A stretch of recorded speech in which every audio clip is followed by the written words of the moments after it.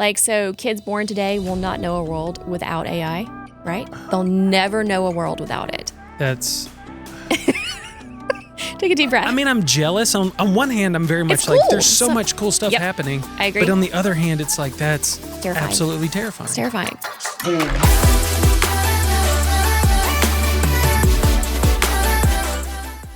Hey everyone, welcome to UNrattled, where we learn to shake off our past parenting mistakes so we can stay engaged with our kids.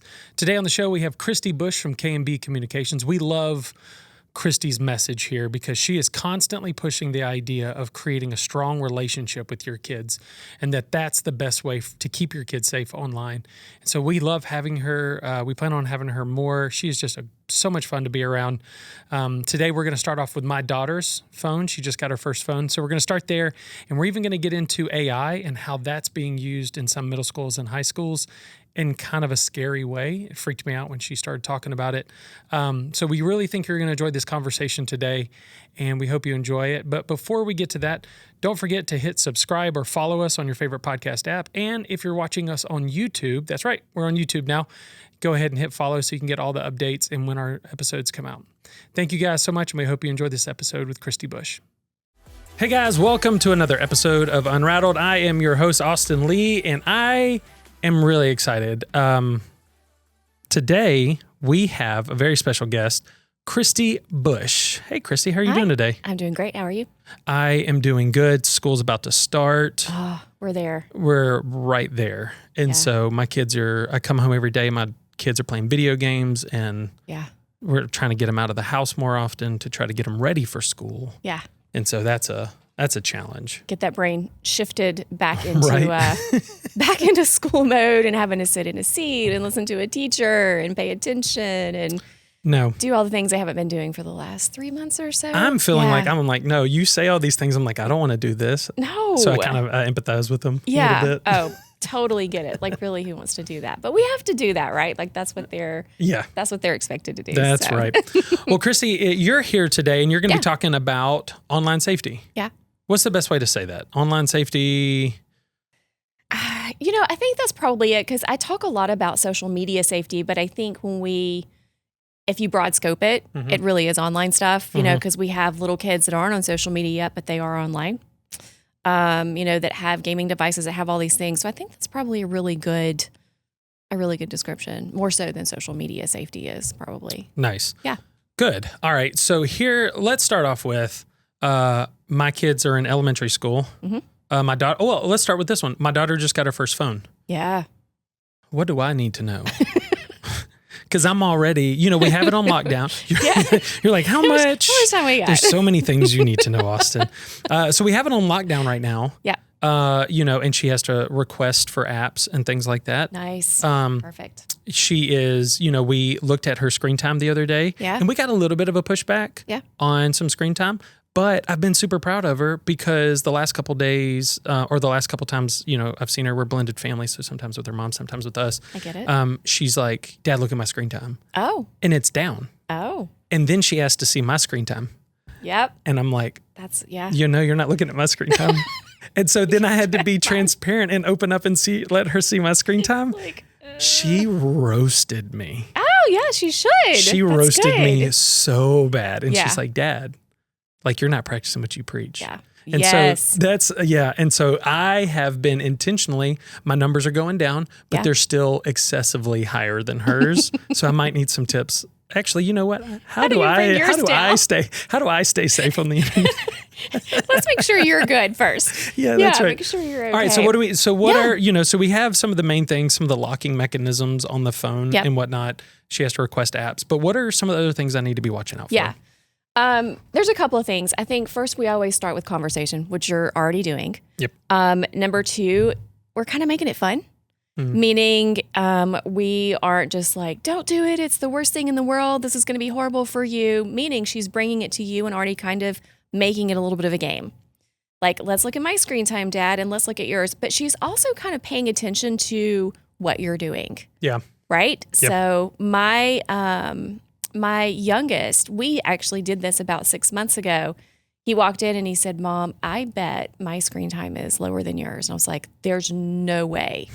He's 17. right? Oh, right. So I'm like, there's no way that. Was this during the summer or during the school year? This was during school year. Okay. Yeah. So maybe. So I was like, but do you mean you're 17 and, he's got stuff. I mean, he's almost, he's about to graduate. So he's got all things. Because what we know, kids live on these things. Yes. Mm-hmm. I still talk to him. It's still monitored, even at 17, but I was like, there's no way. So we decided to do a challenge and we actually put a little wager on it. We actually put a little money on it, right? I regretted because it ended up being that I lost. I lost the challenge. We did it for a couple of days and came back and took a look at it, and his was much lower than mine. Now, to my defense, I do a lot of work from my phone, that kind of stuff. He goes, and this is what he said to me, and this is when my words come back to haunt me after taking care of my kids. It's great and terrible all at the same time. It's like, man. You remembered, but you remembered. But now it's against me. But he's like, Mom, that's not an excuse. He's like, do your work on your computer, get off your phone. And I went, you're right. Gotcha. You're exactly right. So I think what you're doing with your daughter is amazing because kind of want to do with my kid, there's a game there, but in that game, there's a lesson. Right. Right. So we're making sure she's safe. So it's not like, let me look at your screen time. Let me launch into an argument. Let this be a confrontation. This is more like, this is fun. This is a game. This is making sure we're supporting you. Right. And again, it's her way of like getting at dad a little bit, to be able to have that comparison and pay attention to what you're doing. Kids are so smart. They really do. And she loves it. Anytime she can rib me and just stick it to me, she absolutely loves it. So good. So I think that's, for me, and when I'm coaching families and then teaching all this stuff, I know we want this really big, easy button. Wouldn't that be great? If we could just say, here's the phone and here's a button. I'm going to push it and you're going to be safe. Like, we're not going to have to worry about anything. You're just going to be able to do what you're supposed to do at your age, and I'm going to let it go. Right. And that will never occur. That's never going to happen. It's always going to be this ongoing process with our kids. Right. This discussion, this give and take, or can I have this? Can I not have this? So that's why I tell parents, talk to your kids. Yeah. Create that open dialogue like you're doing immediately when you give them the phone. And honestly, even earlier, like we were talking about earlier with elementary school kids. Right. Starting as early as that, if you give your kid a tablet, we want to make sure that we're having conversation around that. Right, yeah. That they can understand, clearly in language that they understand. Mm-hmm. You also want your kids to be used to you sitting with them. Right. Holding the phone, holding the tablet, taking a look at it, doing your random checks. So if you're like Tuesday night, 6:00, you know what? Hey, sis, bring me your phone so I can take a look at it real quick. There's not this like complete freak out moment. Right. What are you doing? Why are you doing that? Deer in the headlights. Yeah. And angry and confrontation. We want to move away from constant confrontation. I say this all the time, and just have open conversation around it. Right. Now, are we never going to have confrontation? No. I mean, it's going to happen, right? We're parents. Yeah. We're not best friends. Yes. Yeah. Which stinks because you want, like, I know there's some of those times when they're like your best friend. And those are like the sweetest moments. Yeah. But I heard, I can't remember where it was at. And they said, you have an option now. You can either be their friend now. Yes. And not so much when they're older because they're going to learn to do whatever they want. Or you can kind of give them boundaries now and not be their friend. And then them grow up to be successful, pleasant human beings to be around. Yeah. And I was like, man, my goal always has been to be best friends with my kids when they're in their 30s. Yes. And like for them to come over and have dinner and like still want to hang out because we do family dinners every Thursday. But that's always been my goal is, I want to still be best friends, and them want to come over and everything. Yeah. And that starts, like you said, being a parent and making sure that we're setting those those boundaries when they're young. A funny story around that. I like to tell stories, but I love them. You're good at it. They're always fun. So I was sitting outside with my oldest, who's 19. This was, I don't know, like a month or so ago. And I'm sitting on the tail end of the truck, and he is too, and has a couple friends out there. So these are all adult, they're adult humans, big old boys sitting out there. We're all chatting. And we were talking something about TikTok or social media, whatever. And Landon looked at me. He goes, I get it, Mom. I said, you get what? He said, he was salty for so long because he didn't have social media until yeah. 8th grade. Like he was one of the, the last to get it. Like it's a whole thing. I talk about it in my parent conferences. But anyway, he said, I was mad at you for a while. He said, but I get it now. I understand why you lock things down the way you did. I understand, why you were concerned and what you did. He's like, I get it now. And I wanted to just cry because it's such a pivotal moment, and everybody will get there. When you go through all the hard stuff and things we don't really want to do as parents, we don't want to have to look at all this stuff. No, we don't want to have to dig into it. We don't want our kids to feel like we're quote unquote stalking them. We're not. We're just trying to protect them, which is what we do every day anyway, right? Right. I mean, you wouldn't dump your kid off in the middle of the city and be like, good luck. Like, that's our job. But it was such validation. And so I tell parents now all the time, I was like, my goal for you is to go through all the hard stuff so your kid at 19 can look at you and say, I get it. Right. I understand.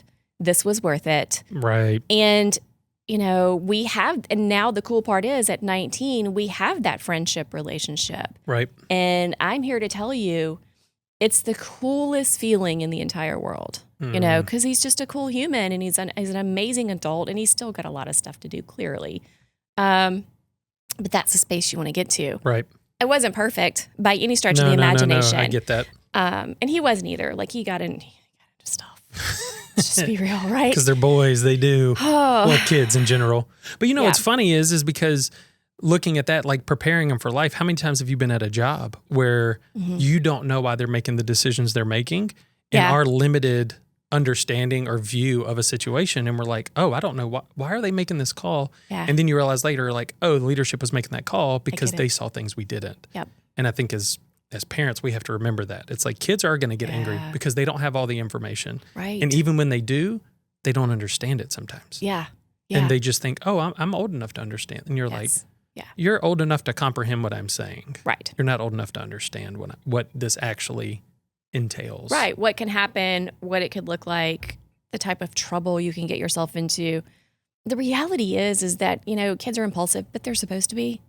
Like, that's kind of the whole sort of growing up process, right? Mm-hmm. To be a little bit impulsive, to be very curious, to do all the things, to get hurt. I was saying, last week I spoke to at the Grits conference to a bunch of educators, and I said, if your kid doesn't come home at the end of the day during the summer with skinned knees and dirty feet and scars to tell amazing stories about later in life, then we're not summering right? Yeah, that's good. Like they need to have failures. So they're going to have missteps along the way. That's why we're there. Like you were saying, that's why we can see the big picture.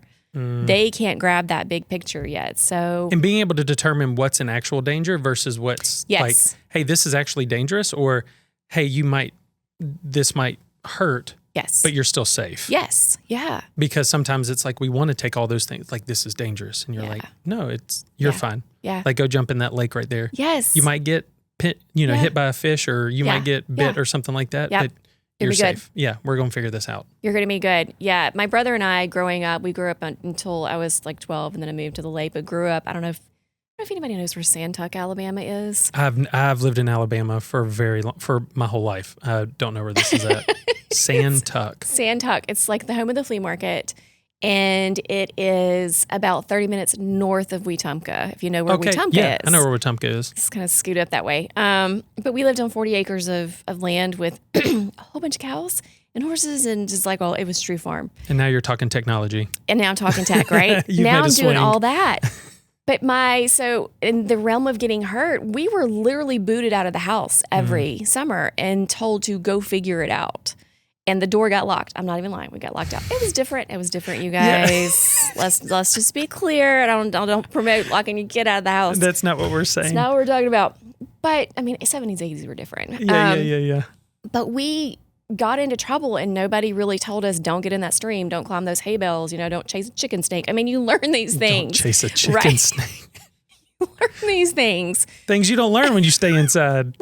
Exactly. That's exactly it. And so, to my point, which is perfect that you said that, our kids are built to do all those things and to experience all that. And I know we're just swinging pretty hard here, but that's kind of what happened is now we have so much of childhood that is spent indoors, and they're missing out on I think it's great. Yeah. They miss out on the opportunity to go skin their knees and get dirty feet and build stuff and be bored. Oh my goodness. We want them to be bored. So they engage that part of their brain that can kind of figure things out. So important for development that you do not necessarily get, that we're seeing the research is showing us you don't really get that. Yeah. From a device. Even when, I know me, I'm 50. So when I was growing up and we did get the Nintendo, right? The first little game station, you couldn't play with the world. You sat with your brother or your sister or your cousins and you took turns getting to play the game, but everybody was still together. Right. You're still chatting, you're still fighting, like you're still doing all the things. And then we've moved from all of that. Yeah. Well, it's funny because a lot of gamers, older gamers, like, kid of the 90s, when online gaming came around. Well, I almost broke this, but it's fine. I think it's working now. Yeah, we're good. It seems Technical difficulties here in the office. No, but in the 90s, we did something called LAN parties. Have you ever heard of these? No. And so before online gaming was a thing, Xbox actually allowed... you could get like 4, I think it was up to 4 Xboxes. I could be wrong on this. Please don't string me up if I'm wrong. Yeah. But you would connect them with the cord and then everybody sat in different rooms. And so you had 4 TVs, 4 Xboxes, and you could play up to, I think it was 16 people. Yeah. And we did this when I was in high school and college all the time. And so it was even more of like a connecting because everybody's together. Yeah. And we would play and then we would get up and we talk about the game.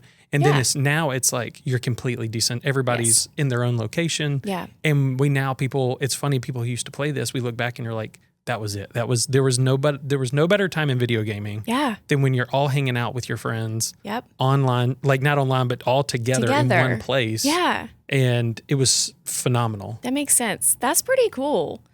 At least you were hanging out, interacting face to face, all the things that feels really good to us as humans. Yeah. When we're together versus, now it's this, it's just kind of this crazy.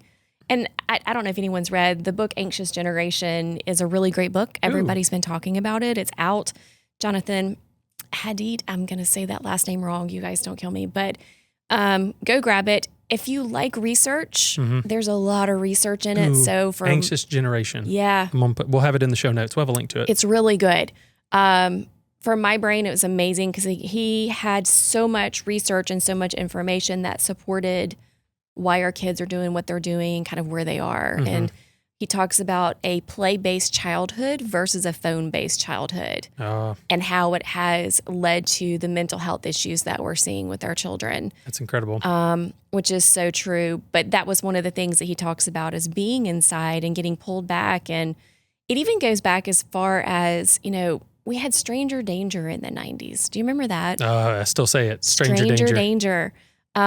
But our biggest fear was it was everyone that was outside that was going to get you, right? And I used to be a child abuse investigator around that, so I get it, right? Like everybody's going to just nab you and throw you in their car and take you. So we were all terrified. So parents, because this is what we do, protect our kids, brought everybody in. So everybody came inside. It just so happens it coincides with around the time that we started also getting those PlayStations and things. And then that technology grew, and so kids never really got back out. Does that make sense? So we had it makes perfect sense. Yeah, you're kind of brought in. It wasn't one thing; it was multiple things. It was this whole perfect storm. Yeah. This whole perfect storm, which is why, and now it's just sort of been ingrained, which is why it's kind of so hard to get our kids back out. Well, talking to people and everything, and that's a conversation I constantly have. Is people are inherently nice. Do we need to pay attention and make sure that we're understanding our surroundings? Of course. Yeah. But we don't have to be scared of people. Right. Like there's things we can look at and understand if this person's safe or if they're not a safe person to be around. Yeah. And, and those aren't always 100% right. Sometimes people hide in plain sight or whatnot. Yep. But still at the same time, you don't have to be scared of every person you come across. And I've noticed that with kids. They're just my girls. And it's just like, hey, we don't have to be scared of these people. Yeah. Like we can talk to them. I think that was filtered through from my generation that we were so terrified of stranger danger. It was drilled, you do not talk to someone that you do not know. And now I'm like, I would much rather you go stand on the street and talk to someone than go hop online and talk to someone that you don't know, because our stranger danger situation has now moved to online. Right. Because you can't see them in front of you. You don't know who it is. And especially with AI, which is a whole nother conversation. It's terrifying. Right? So you really don't know. No. You really have no clue who you're talking to. So that stranger danger has moved to the online space, and it's no longer the dude lurking on the corner. It just isn't. It's just not the same thing.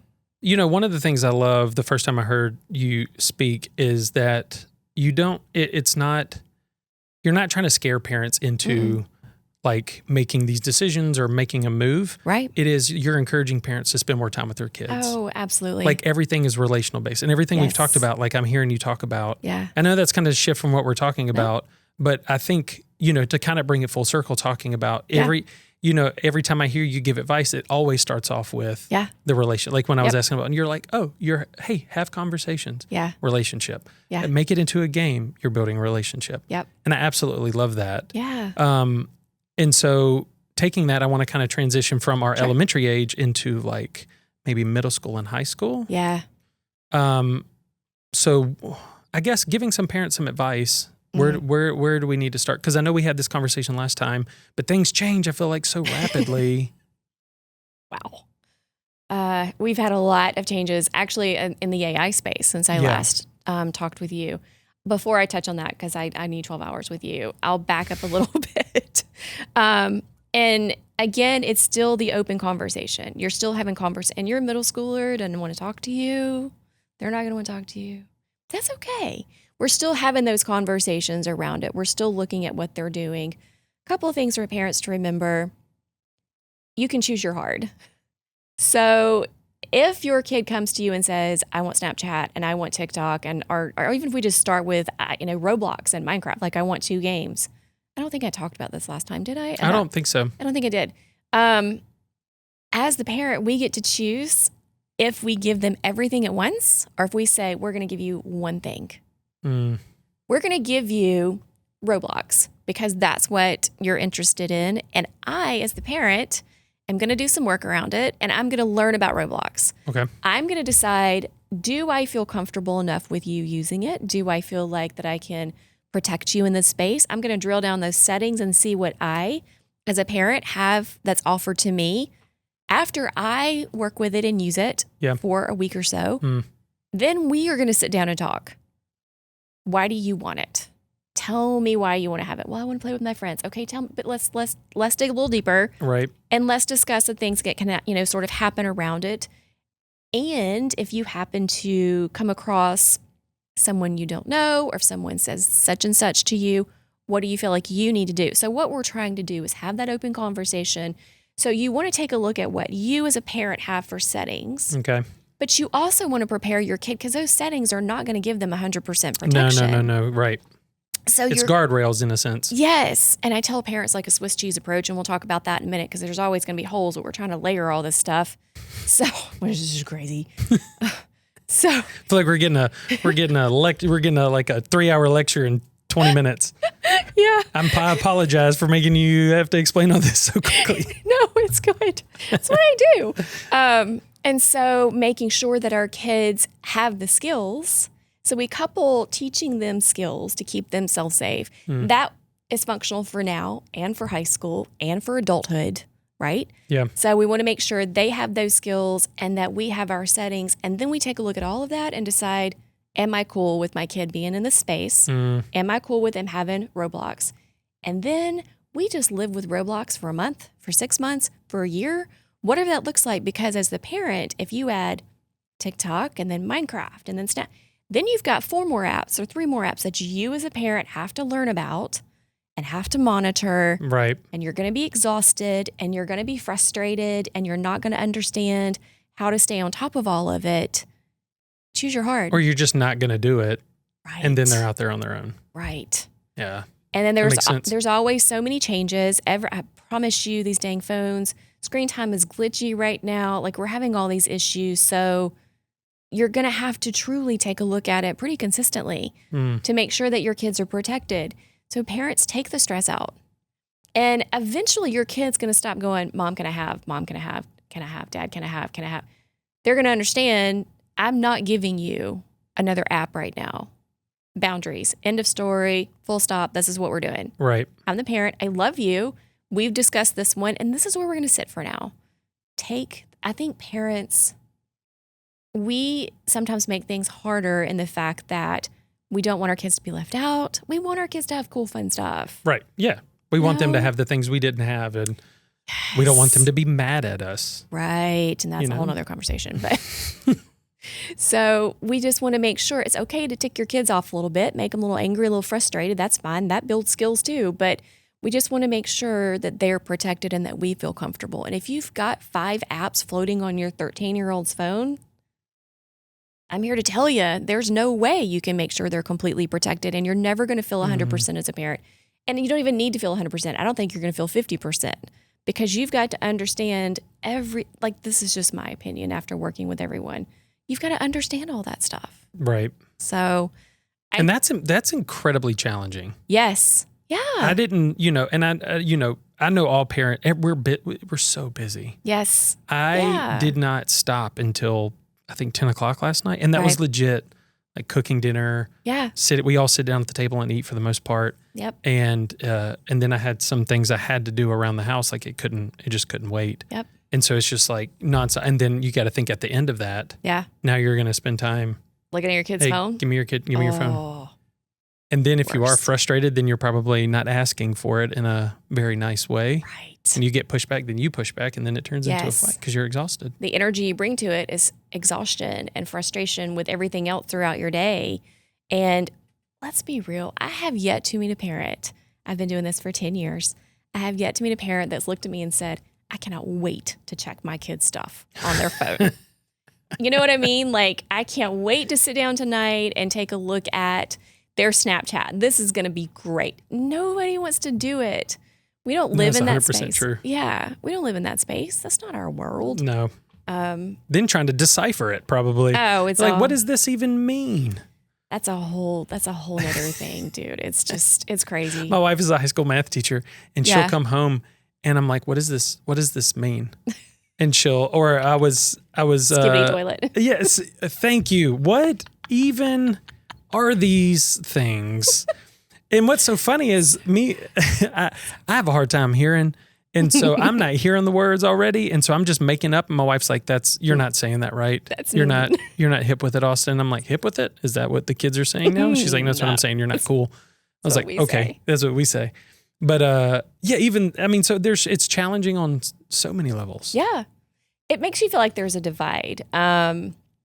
So when I was doing the educators conference, I actually had an introduction for my teachers, and I had a mix of middle school teachers, high school teachers, some people that were retired, some people that were counselors that were sitting in my class. And so I started out one of my programs, which one of the programs that I taught was Think Before You Snap, and helping teachers to understand smart what kids are doing, why they're doing it, and how we can get them to think before they do something. But I started it with this paragraph, and in it I had all middle school speaks, skibbity toilet and, red flag, beige flag, like the whole thing. And I read this whole introduction to my program, but with middle school speak. And everyone in the room, except for the middle school teachers, they were laughing and totally understood what I was saying. Everybody else was like, what? I don't understand. Who helped you with this? I know I just did it because teenagers. Well, I coach kids and I'm around them all. You're constantly talking to them, so you know these things. So I know these things and I hear these things, even though it's just ridiculous. But to the point of all that, as I was writing, I was typing it. I was like, this will be funny. As I was typing it out at home, I started it with bro, right? So I started the whole presentation with bro, this presentation. And so my son walks in, and right when I wrote bro, he goes, bro, there's a ladybug on my arm. And I lost it, completely lost it. He's like, why are you laughing? I was like, look what I just wrote. And he's like, that's so stupid. That doesn't make any sense. But I guess I don't understand it because I'm not a middle school kid anymore. I said, you just said bro. You addressed me as bro. As bro. Yeah. So you do get it. Yeah. You're ingrained with this. I have boys. Before we move on, what is skibbity toilet? Makes no sense. It's just just is. It just something to say. You just it actually can you use it in a sentence for me? Well, I think it's just thrown in randomly for fun, or at the end of a sentence. Like you'll say something and just say "skippy toilet." Okay, makes perfect sense, right? I guess that's our generation's goofraba. Oh. Or I was trying to think of some other things that we said, some there was Valley Girl, anyway, there was a whole thing. No, yeah, you look back at some of the stuff we did and we're like, we did that? Yeah. And so I guess this would be just tacked on to the... I always think it's funny when my kids bring me things, they're like, hey, and they'll, little sayings or something. I'm like, it's been 30 years and they're still using those. Still got it. Still got those. Yeah. All right, so I was just curious because I've heard it. Yeah. But I have zero clue what it means. Yeah, I think it came out of... I need to go back and look at the origin of it. I think it was off of a movie or something. And got probably snagged. a YouTube channel or something. Possibly. I need to go back and look at it because I don't want to misspeak. There's so many streams now. It's hard to figure out where things are coming from. It's so crazy. Sorry, I didn't mean to derail us. I was just super curious about all these sayings. Right. I try to use them as much as possible around my kids so they will stop using them. Right. It's not effective. No. It just makes them Dad, stop. loathe me a little more than they already do sometimes. Yeah. I get that, Mom, don't ever say that again. Please stop. Yeah. Dear God, please stop. It's funny. Say it around their friends. Oh, that's friends the think best. It's funny. Yeah. They do not. Yeah. It's not good. Which was our goal the whole time. Exactly. It's the whole point. So middle schoolers are great. They struggle, they're in that space of just sort of entering all the social media stuff. So they're so much fun and hysterical, but at the same time, it's such a pivotal moment for them. And really we're seeing most of our kids get Snapchat, which I still say is like throwing gas on a fire. Yeah, it feels dangerous. One of the things that's interesting to me, our kids are not supposed to be on social media to the age of 13 legally. Right. It's age gated at 13. The Surgeon General, and I don't know, how many people know this, but a year ago came out and said, this is the largest mental health crisis we've ever seen with our kids because of social media. I've read that. He doubled down on that statement a couple weeks ago and said, we still feel that way.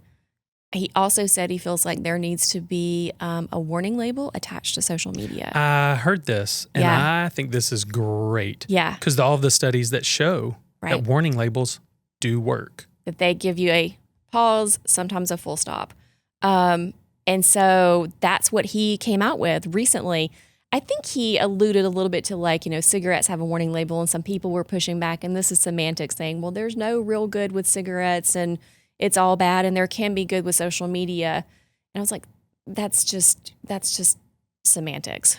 What he's saying is we just need to take that pause and we need to understand that this is a serious issue for our kids. I personally think it shouldn't be 13. It needs to be 16.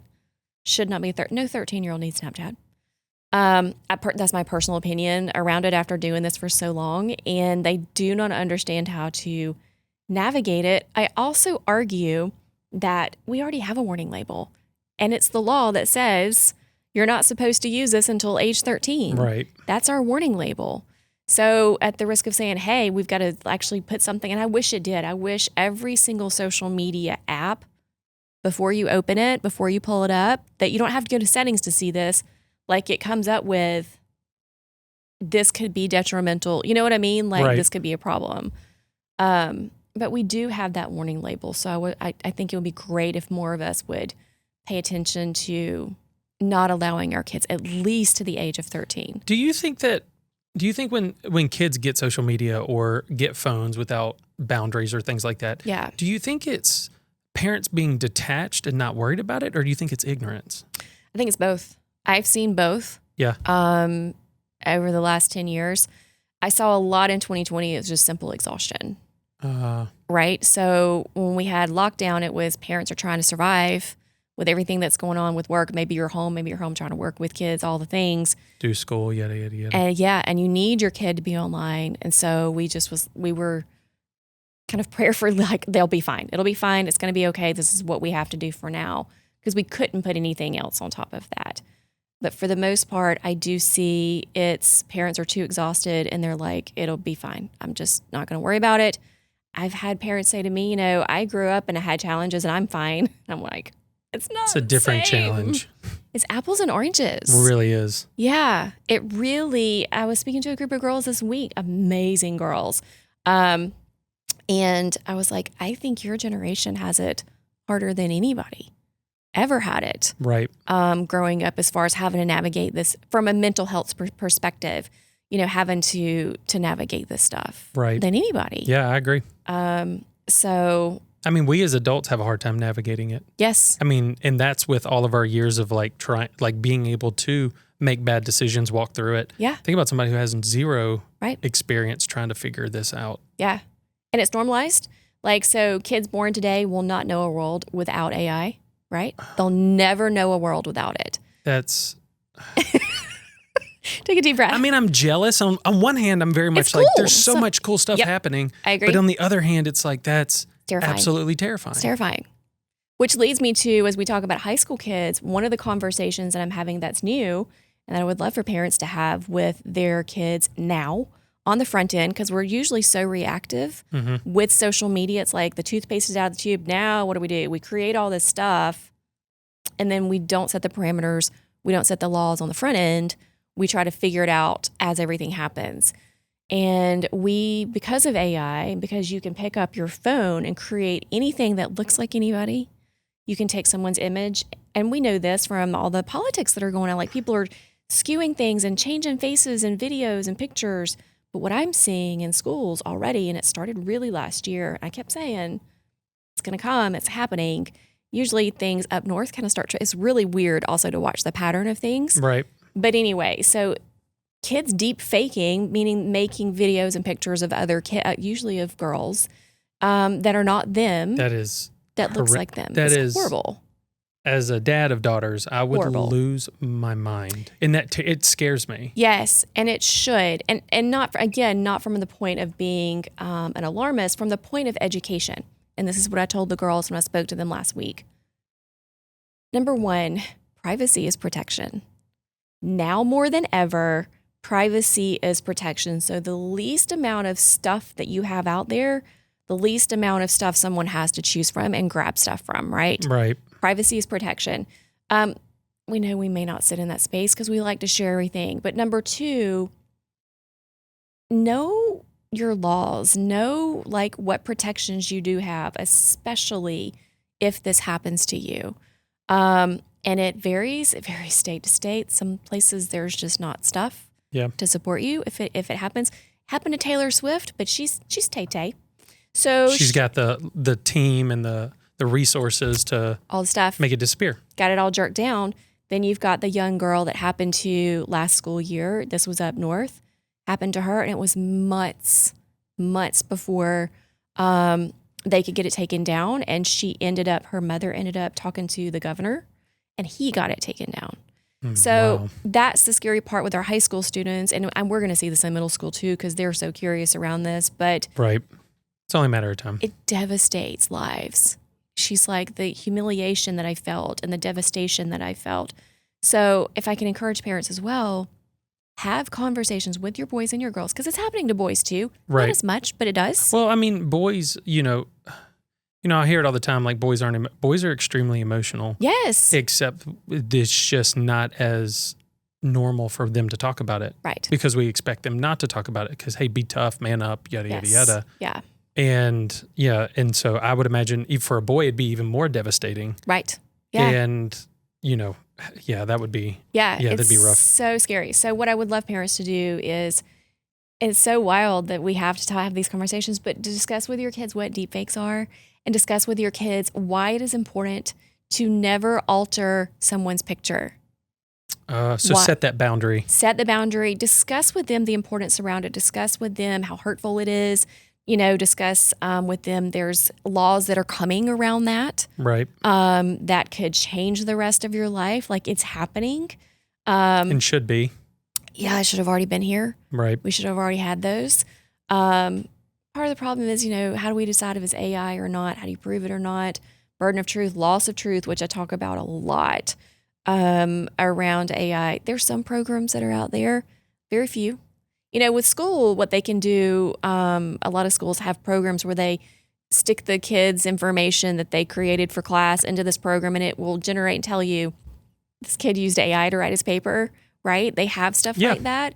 That's not so much what we are having when it comes to a picture. Like if somebody here in Baldwin County created a picture, we don't have an amazing program to slap on that picture and say, that's AI. And then the burden of proof becomes the victim to prove that it's not them. Right.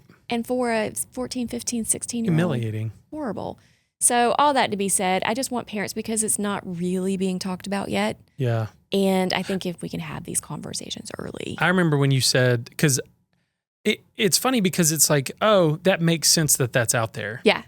However, then you think about it. Like if I heard it in the news, it's one thing. Yes. Oh, there's this in the news. But when I'm sitting in my daughter's cafeteria, right, like at her school, right, and then it's like, hey, this is a thing. It brings completely different context to my mind, right, that had I heard it somewhere else for the first time, I don't think it would have alarmed me as, yeah. I mean, I'm pretty sure I would have connected the dots and been worried. Yeah. But when I was just sitting there, it hit me and I'm like, oh, this is a problem. Yeah. This is a massive problem. Yeah. Like this needs to be shut down. Yeah. Now. Yeah. Well, that, anyways, it's just. It lends back to, and it goes all the way back full circle to what we talked about at the very beginning of this. Pick up your kid's phone, take a look at it, and have open conversations. Right. So if take the taboo out of it. Take it. And if you're looking at what they're doing, you might be able to see that they've done it. Mm-hmm. And you can have that conversation around they did it and maybe stop it from happening.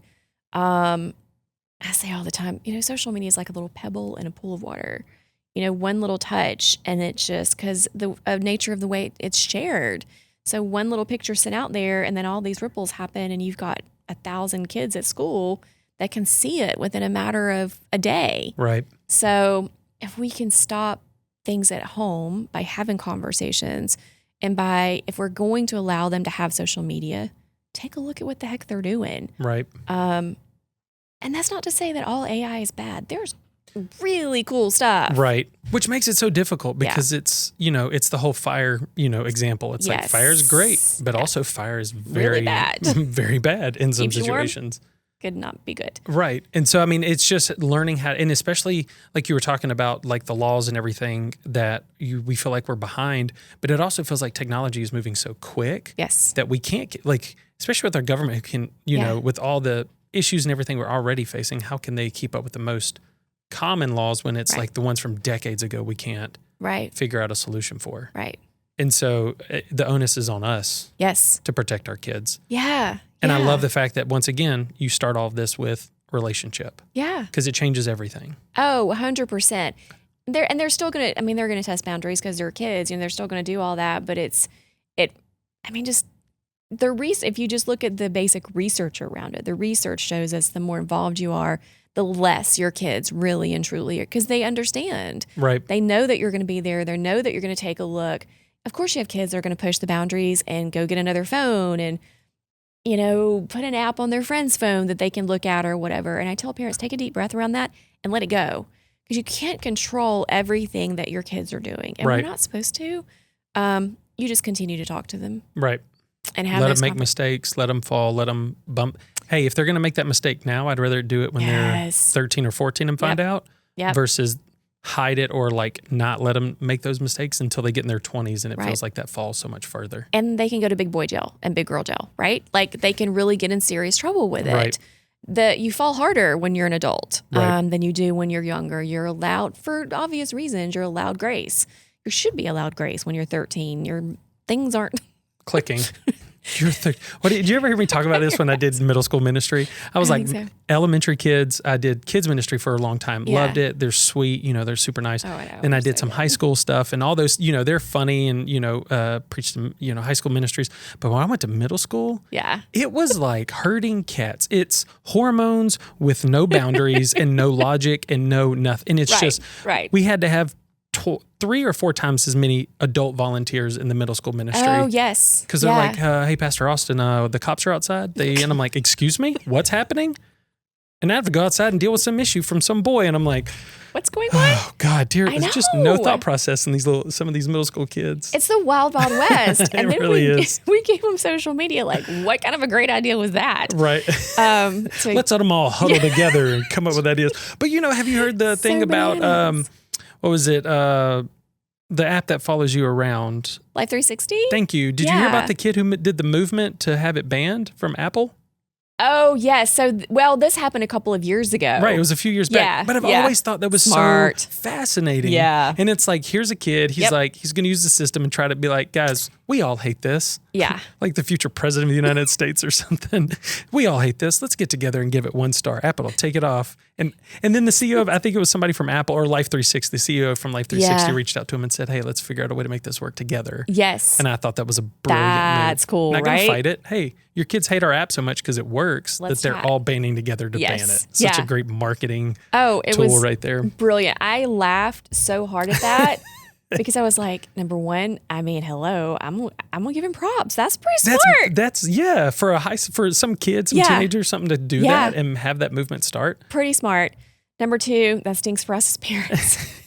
They're smarter than us, like when it comes to all this stuff, So they continue to show us that time and time again. So you're never gonna out-tech your kid. You're never gonna outrun them and all this stuff. And I tell teachers this. I tell parents this. Partner with your kid. Yeah, that's smart. Partner with your kid. Like, we can do the language and be silly with them and all this stuff. We don't have to. And I tell kids when I come to speak to them in conferences, number one, I'm not here to tell you it's the worst thing in the world, social media. Number two, I'm not here to pretend like I understand your world 100%. I don't. I'm 50. I'm not supposed to. Right. But what I do understand is how it feels when we feel hurt. We do understand deep basic emotion. That has nothing to do with social media. We all feel kind of, you know what I mean? Like, we all kind of feel the same way. When you feel hurt, when you feel sad, when you feel happy, how we should treat people, how we feel when we're together face to face, and things that we just should and shouldn't do in general online to make sure we're protected. So, which is, hard to kind of get in their little brains. Yeah, it is. But I love that you can never out-tech your kid. Nope. You can't out-tech your kid, partner with them, and help them walk this line. Yes. I think that's great. And here's the thing is these episodes are only supposed to be 30 minutes. I love talking to you about this because you're filled with so much information and so much wisdom for not only parenting your kid in a tech world, but just how to engage with your kid, which is our goal, has always been our goal at UNrattled, is to help parents stay engaged with their kids and encourage them because we don't have this figured out. And we're, how many times it's like, I'm losing my kid. Right. I mean, can't tell you it happened just the other day. I'm losing my kid. And then it's like you think a way through and you're like, oh, I figure out a way to connect with him. And now it's like, I know it's a little dramatic, but it does seem that way. It feels that way sometimes. There's a lot of feelings behind it, and it's roller coaster. I mean, I'll tell you, when you get to 19, you still have a little bit of a roller coaster there. So I don't know that ever, when we were parents, you're parents until we're no longer here, right? Yeah. You just are. My dad's 80 and I still feel like I'm 12 when I'm around him. So I think it's just one of those things. You're right. It's about connections. It's about love that. Your conversations. That nothing will trump that. No app, none of it. No device, no social media. We're not going to be their best friend. What we're going to do is lead and guide them. Right. And have those conversations and find that space to meet them, I think. And, try not to have as much confrontation. It's tough. So hard. It's tough. Well, thank you so much for coming. Oh, before we hop off, where can we find your information? If we want to connect with you, how do we do that? Yeah. So website is kmbcommunications.com. Same thing if you want to email me, have questions, kmbcommunications@Yahoo. I know Yahoo, don't give me grief. I'm going to change it, I promise. I'm in the dinosaur ages. You're not a dinosaur. People still use it. Still works. If it works, it works. Still works. Or if you're interested, 770-558-9931. If you want a conference, if we are needing support and coaching, all the things. And what kind of coaching do you do real quick? Parent and teen family. So I do individual teen coaching. I actually do coaching only for parents. A lot of times, it's literally just they need to drop in for an hour and just get some support on some things they're doing. Confirmation to say, hey, you're doing a great job, or we can tweak some things here. So sometimes it just looks like, we just need a little bit of support ourselves. Right. Amen. Yeah. So, yeah. Well, thank you so much for coming. You're always a joy. We will 100% have you on because, you just so much knowledge, so much fun to be around. We love you so much here at UNrattled. Thanks for coming, guys. Remember, nobody has this figured out. If you're lost and feel like you don't got it, hey, guess what? Welcome to the club. We do too. And so we'll see you guys next time here on UNrattled.